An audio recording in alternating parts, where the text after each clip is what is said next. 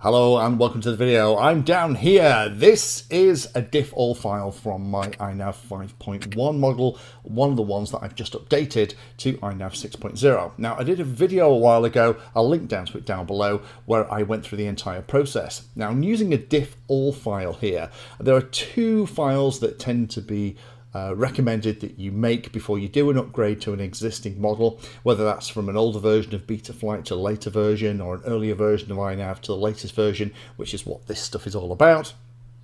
Because when you have that backup, it means that if you don't like it, you can go back, but also it's a record of how all the settings were. Now, diff all, which is what we're looking at here on the screen, is a little bit smaller because it's only the things that you have changed which have changed from the default setting. So it's all the differences. The clue's kind of in the name. The other way to do this is something called a dump. That lists every single parameter out into a file, including the ones that are at their default value as the firmware was flashed, but also all the ones that you've changed. And really what you want to know are the ones that you've changed, particularly things about your motor mixing, your servo mixing, how you've got the flight controller configured, how you've got your OSD laid out, how your modes are set up, maybe how you have things like your radio configured, because by moving that across into the new version, you can save yourself a massive amount of time. Now, I made a video about this. I updated one of my models and just showed you how easy it is with INAV 5.0, 5.1 to go to INAV 6.0 using a tool from the fab Mr. D Falling with Style, or Darren. You'll see him in some of my videos. He's made an amazing tool. If you are into INAV, make sure you're following his channel. This is one of my defaults, and I've had a couple of questions from people getting in touch saying, I don't understand what all these pieces are. Can you just explain it for me? So if you have ever had a diff all, or you've saved it and you're not sure what you're doing, let me explain how you read this thing, because it's actually pretty easy and straightforward. Anything that has the little hash in front of it is a comment. So that isn't really read by INAV when you import this diff all into something like INAV configurator into the CLI part of it. Only the stuff that doesn't have this symbol in front is kind of acted on. So let me go through each of the sections and we'll figure this out. First one you're going to come across is the mixer. These are just the headings of each of the pieces, and you can see here that I have a motor mix set. So mmix just stands for motor mix, and you can see here how it was all configured, and it's pretty basic here. It's just one motor mix and it's one motor, and typically in fixed wing that's what you're going to see unless you have two motors. If it's a quadcopter that you're converting, there's going to be many more lines in here. Next one then is the servo mix settings. So this is how the servos are actually mixed together, which servo numbers there are. 0, 1, 2, 3 is the kind of logical numbers, which controls they respond to, which for this you can see that two of them are 3, 3 and 4, 4. So this is almost certainly going to be a flying wing.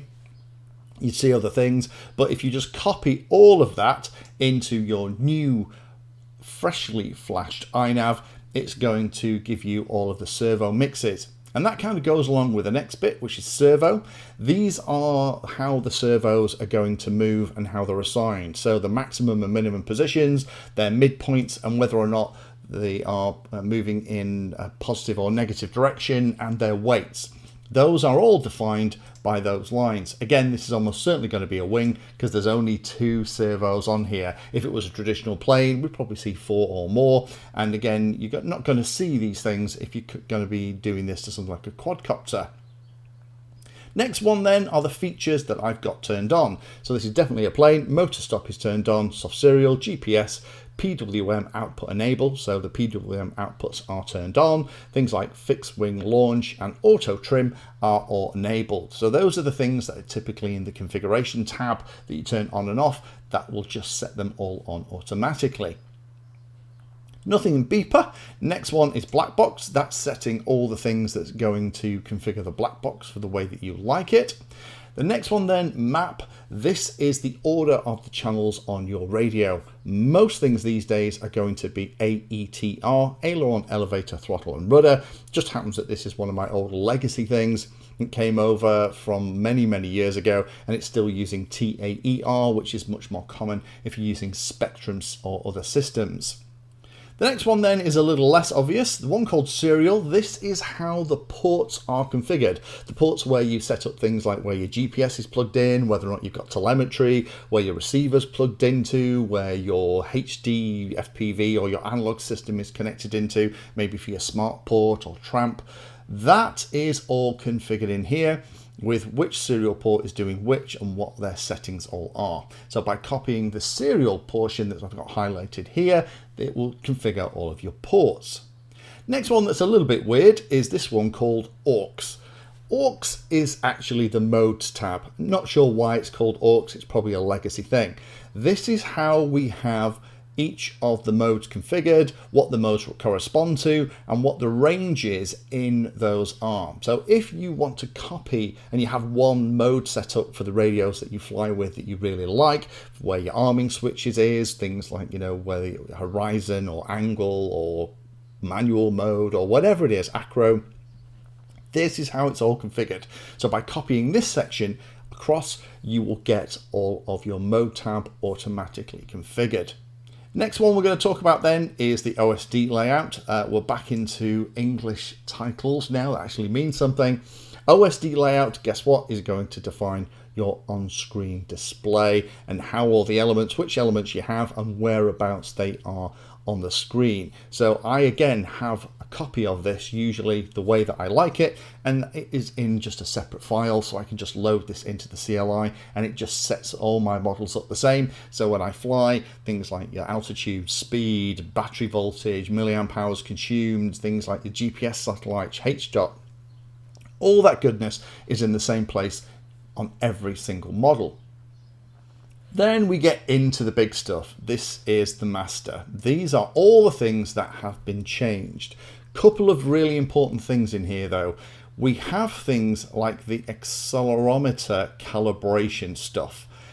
So I would always kind of copy this across. It means then you don't have to recalibrate the accelerometer when it's hidden away inside a model. Sometimes doing that 6-position calibration when you've already installed the flight controller can be a pain in the butt. This is how, if you copy it across, then that is all taken care of. But if you look in here, you'll see lots and lots of things. Like, for example, here are all of my INAV fixed winch launch settings, the fact that I've got my smart port fuel unit set to %, OSD units are set to imperial. It's actually reasonably easy to read. Normally, I would import pretty much all of this in the master section just reading the release notes and taking out any of them that potentially could cause a problem. Again, this time from going from INAV 5 to 6, Mr. D, Darren, Falling with Style, has created a fantastic little tool. If you just import your diff all into it, it'll do it all. And again, I kind of talked about that in that video that I've linked down below.